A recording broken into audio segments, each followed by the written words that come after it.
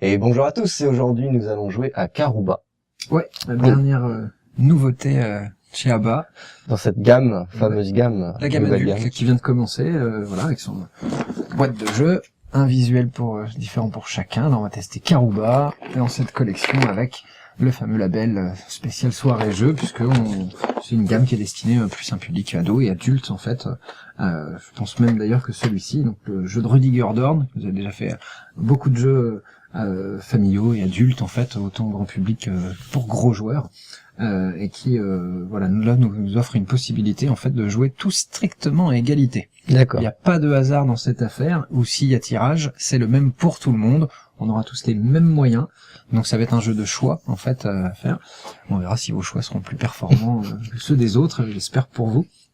En tout cas, ça nous donne une mécanique qui permet donc aux familles de jouer un peu tranquillement, alors que des plus gros joueurs vont essayer de calculer toutes leurs possibilités, joueront sûrement peut-être plus vite et plus précis. D'accord. Pour la petite histoire, on a donc des aventuriers. Nos pions, en fait, on a chacun, en fait, nos 4 pions d'aventuriers, les 4 couleurs différentes, qui ont débarqué sur la plage, donc l'extérieur du plateau, et qui vont tenter de traverser la forêt, après avoir taillé à la machette leur chemin, pour essayer de retrouver, en fait, les temples des mêmes couleurs. Vous l'aurez peut-être compris, effectivement, un aventurier bleu tentera, en fait, d'aller rejoindre avant les autres le temple bleu, l'aventurier marron, essayant d'aller au temple marron. Pour l'instant, notre plateau est vide, alors qu'on dispose chacun d'une série de 36 tuiles qui proposent en fait des chemins, des lignes droites, des virages, des carrefours, et qu'à chaque tour en fait vous allez pouvoir utiliser l'une d'entre elles pour essayer d'avancer dans votre quête de trésors. J'ai dit tous les joueurs en fait sauf un. Ici sur la table on a déjà 2 joueurs en fait qui disposent de leurs tuiles, alors que mes tuiles à moi ont été mélangées et posées au hasard en fait pour former une pile. Je serai donc le meneur de jeu, ce qui n'a pas en fait c'est pas un pouvoir réel, c'est simplement qu'à chaque tour, et je vous propose de commencer, on va en fait tirer une tuile. Pour l'instant je vous propose de jouer avec la tuile numéro 4. Voilà. Tout le monde découvre sa tuile en fait. Sur chacune des tuiles en fait il y a donc une combinaison et on a la même, c'est-à-dire que Jérémy, tu as bien un virage vers la gauche avec un diamant. J'ai c'est la même que toi. Cette tuile en fait à chacun de nous vous allez devoir en fait choisir ce que vous pouvez en faire. Première possibilité, bien sûr, la poser sur le plateau. C'est comme ça que vous allez essayer de générer des chemins. Attention à ce que vous faites, parce que là sur notre plateau, je vous rappelle qu'on a tous exactement le même, pour qu'il y ait un petit peu de temps à l'installation, on a déjà posé les pions, mais voilà, mon aventurier violet est posé exactement au même endroit que sur le plateau de mes adversaires, et c'est valable pour chacun de mes pions. Et donc, cette tuile, quand vous allez la poser, essayez de générer en fait des chemins pour vos personnages. Attention, puisque si violet traverse avec son propre chemin pour aller jusqu'à son temple, jamais, si j'ai pas prévu les croisements, jamais jaune ne pourra en fait lui faire le sien. Donc, à vous d'essayer de trouver un endroit intéressant, et on commence. Ces tuiles doivent être posées dans le sens de lecture, je vois déjà, je ne te l'avais pas dit, puisque effectivement un virage à gauche ne peut pas devenir un virage à droite. Vous savez combien vous avez de tuiles offrant telle ou telle possibilité, mais donc voilà, faut que ce soit pas non plus trop facile, ce n'est pas un jeu enfantin du tout. À vous de déterminer, voilà. Mais t'es habitué à la gamme jaune, hein. C'est fini. D'autres possibilités. En tout cas voilà, cette tuile si elle est posée, c'est définitif. Très bien. Sur cette tuile vous y voyez un trésor. Si effectivement vous avez choisi de la poser, vous allez chacun prendre, là on a un diamant, je vais la mettre sur mon plateau, physiquement. Plus tard, si un de mes aventuriers se déplace et s'arrête exactement dessus, il pourra en fait le récupérer. On verra les déplacements tout à l'heure. Donc, une deuxième tuile, tous, je vous propose de prendre la tuile numéro 29. Et on a un joli carrefour, ça c'est des pièces très utiles. Et je vais celle-ci, hop, voilà, moi, j'en fais ça. Je précise que j'avais pas regardé ce que tu jouais. C'est tout à fait possible, sauf que vous allez voir très vite qu'on va se retrouver avec des situations différentes, et donc à partir de là, Jérémy est parti sur un autre schéma, une autre piste, et donc on va avoir à un moment donné de toute manière des cartes différentes, on verra si nos choix payent mieux que les autres. La 9, si vous voulez bien prendre. Veillez bien à chaque fois à ce que vos personnages aient un chemin, hein. Si vous mettez un chemin, une ligne droite devant votre personnage, il ne quittera plus jamais la côte. Hop. Voilà. C'est pour ceux qui l'ont posé, on prend un trésor et on la met dessus. Je vous dis pour ceux qui ont posé parce qu'en fait je vous propose une deuxième possibilité. Quand vous récupérez une tuile, par exemple cette tuile numéro 10, soit comme d'habitude vous avez la possibilité de la poser, soit vous allez pouvoir aussi la sacrifier. En fait, ça permettra de vous déplacer vos personnages. Pour pouvoir le faire, il faut que vos personnages aient déjà au moins un début de chemin. Tant que vous n'avez pas commencer à tailler un chemin depuis la plage, cette option n'est pas possible. Alors, je pourrais toujours sacrifier si j'ai rien à en faire, mais je n'en aurai pas le bénéfice.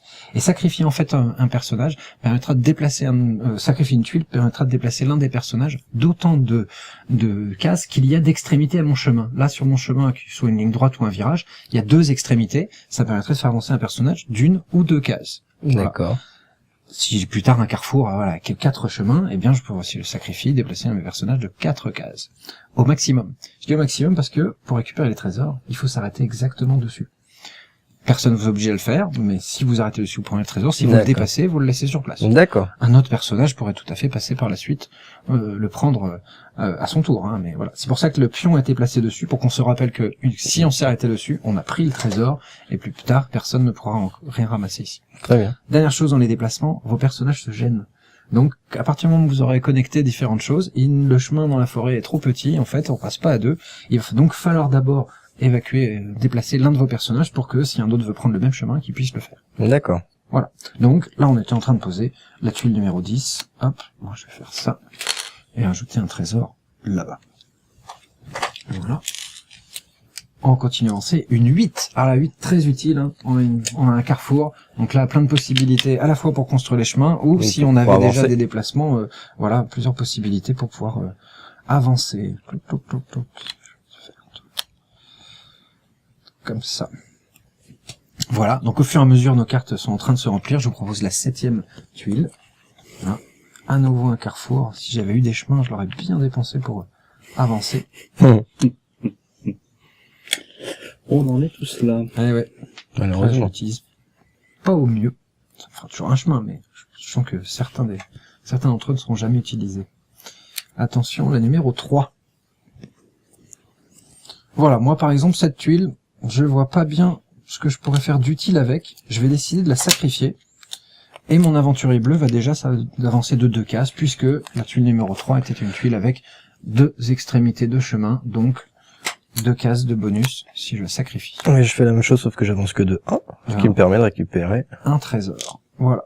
Tu collectes au fur et à mesure. On va continuer comme ça pendant la partie, récupérer des tuiles, améliorer nos chemins, commencer à déplacer nos personnages. Jusque là, vous avez bien dit, on est chacun notre plateau, mais le jeu devient interactif grâce aux trésors qui sont présents dans les temples. En fait, il y a une course. C'est comme si on était tous chacun en train de jouer le même scénario, mais essayer de le jouer mieux que les autres, puisque dès que mon aventurier bleu atteindra le temple bleu, je prendrai en fait la meilleure part du trésor bleu. D'accord. Qui vaut 5 points, le deuxième ne prenant plus Très que bien. 4, plus que 3, plus que... Donc il y a une course entre nous, à chaque fois que j'ai l'opportunité de me déplacer, à moins de regarder chez mes adversaires ce qui se passe pour voir lequel serait le plus intéressant. Est-ce que je lâche l'affaire sur le jaune, j'irai plus tard parce que tu es déjà peut-être bien parti. Voilà, est-ce que je cours pour tel ou tel personnage.